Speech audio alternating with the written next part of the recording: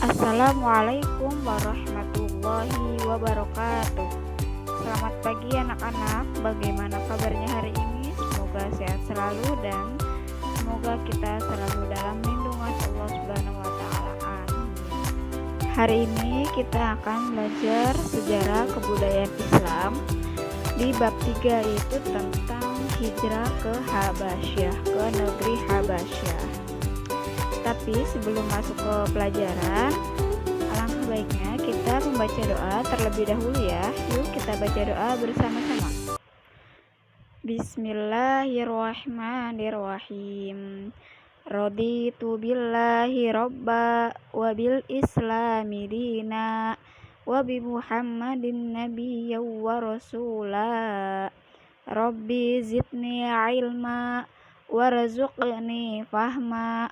Amin amin ya rabbal alamin. Peristiwa hijrah ke Habasyah. Dari kata hijrat itu artinya adalah meninggalkan, atau juga bisa memiliki makna berpindah dari satu tempat ke tempat yang lain. Penyiksaan dan penganiayaan kafir Quraisy yang di luar batas peri kemanusiaan terhadap orang-orang muslim membuat hati Nabi Muhammad SAW tidak tahan melihat penderitaan itu, yang pada akhirnya Nabi Muhammad SAW menyarankan kepada para sahabatnya untuk mengungsi, untuk hijrah ke Habasyah, gunanya untuk menghindari dari gangguan, siksaan, dan ancaman dari orang-orang kafir Quraisy. Lalu setelah Nabi Muhammad SAW menyarankan hal tersebut, ditanggapi secara positif oleh para sahabat yang lainnya. Tepat pada bulan Rajab, tahun kelima kenabian, rombongan kaum muslimin hijrah ke Habasyah. Rombongan ini dipimpin oleh Utsman bin Affan. Nah, rombongan ini terdiri atas 14 orang, 10 orang kaum laki-laki dan 4 orang kaum perempuan. Nah, di sini ada perbedaan pendapat bahwa ada yang mengatakan 11 orang atau 12 orang kaum laki-laki. Kaum laki-laki itu terdiri atas ada Utsman bin Affan, Abdurrahman bin Auf, Zubair bin Awam, dan lain sebagainya. Dan sedangkan dari kaum perempuan itu terdiri antara lain ada Ruqayyah binti Muhammad SAW, ada Sahla binti Suhail, ada Ummu Salamah, dan Laila binti Hasmah. Nah, dalam perjalanan hijrah ini mereka tuh berangkat diam-diam. Lalu pada sampai di pelabuhan Syuaibah, mereka secara kebetulan menemui, atas izin Allah, menemui 2 kapal yang hendak berlayar ke Habasyah. Lalu mereka sesampai di pantai Habasyah, mereka disambut oleh Raja Habasyah, yaitu Raja Najasyi, dengan sambutan yang sangat baik. Mereka diberi perlindungan dan tempat yang baik. Setelah lama kaum muslimin menetap di negeri Habasyah, mereka hidup tentram, hidup damai, hidup sejahtera. Nah, mereka mendengar bahwa orang-orang kafir Quraisy itu yang dulunya sering menyiksa, sering menganiaya dan menghalang-halangi dakwah Nabi Muhammad SAW, mereka takluk dan mengikuti ajaran Nabi Muhammad SAW. Hal ini menyebabkan kaum muslimin mereka kembali lagi ke Mekah gitu. Nah, sesampainya di Mekah, mereka baru menyadari bahwa kaum kafir Quraisy itu masih menguasai Mekah, dan kekejaman mereka kepada kaum muslimin semakin menjadi-jadi. Dan ternyata berita takluknya kafir Quraisy kepada kaum muslimin, kepada ajaran Nabi Muhammad SAW, dan ternyata berita takluknya kafir Quraisy itu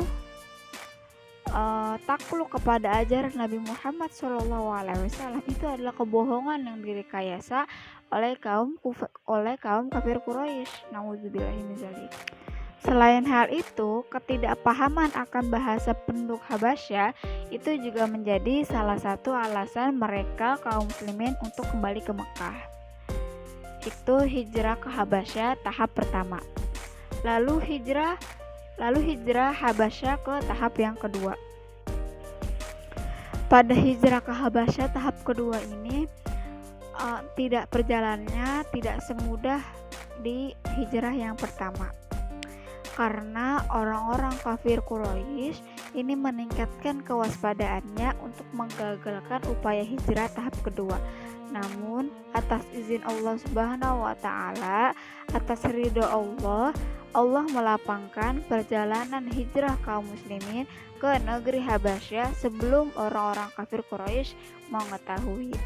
Nah, pada hijrah Habasyah tahap kedua ini rombongannya dipimpin oleh Ja'far bin Abu Thalib, yang mana Ja'far bin Abu Thalib ini adalah sepupu dari Nabi Muhammad SAW. Rombongan ini terdiri atas 101 orang, diantaranya ada 83 orang kaum laki-laki dan 18 orang kaum perempuan. Setelah orang-orang kaum muslimin sampai di negeri Habasyah, orang-orang kafir Quraisy tahu. Nah, mendengar hal tersebut, orang-orang kafir Quraisy marah, dia geram. Lalu kenapa dia marah atau geram? Karena mereka tuh takut gitu. Kalau kaum muslimin semakin kuat dengan perlindungan yang diberikan oleh Raja Najasyi. Lalu orang kafir Quraisy itu mengutus 2 orang, diantaranya ada Amr bin As dan Abdullah bin Abi Rabi'ah untuk menghadap Raja Najasyi. Nah, Amr bin As ini memberi seserahan, bahasanya menyogok lah gitu. Orang kafir Quraisy ini menyogok, memberikan hadiah kepada para pembesar istana itu, meyakinkan raja, terus juga pokoknya orang-orang kafir Quraisy ini memberikan hadiah-hadiah besar supaya Raja Najasyi ini takluk gitu dengan Amr. Tapi pada kenyataannya Raja Najasyi tidak tergiur sama sekali, karena ia merupakan raja yang bijaksana. Ia tidak mau mengusir kaum muslimin begitu saja tanpa alasan yang jelas. Lalu hingga akhirnya Raja Najasyi itu menyuruh pengawalnya untuk membawa kaum muslimin ke hadapannya. Raja Najasyi bertanya, "Agama apa ini yang sampai membuat tuan-tuan meninggalkan masyarakat tuan sendiri? Tapi tidak juga tuan-tuan menganut agamaku atau agama lain?" Raja Najasyi bertanya kepada kaum muslimin. Nah, dalam kesempatan ini Ja'far bin Abi Thalib yang bertindak sebagai wakil dan juru bicara umat Islam menjelaskan hal yang sebenarnya mengenai ajaran Islam kepada Raja Najasyi. Nah, setelah dijelaskan panjang lebar mengenai Islam dan ajaran yang dibawanya Nabi Muhammad SAW yang tidak bertentangan dengan agama yang dianut raja, akhirnya raja mengerti dan meminta utusan tersebut kembali ke Mekah. Dan Raja Najasyi pun menyatakan bahwa dirinya itu telah menganut ajaran Islam. Nah, berikut Ibu ada film tentang ketika Abu Ja'far bin Abi Thalib menjelaskan ajaran Islam kepada Raja Najasyi. Nanti linknya Ibu kasih terpisah ya di setelah video ini. Hanya itu yang dapat Ibu sampaikan hari ini. Kurang lebihnya mohon maaf. Wassalamualaikum warahmatullahi wabarakatuh.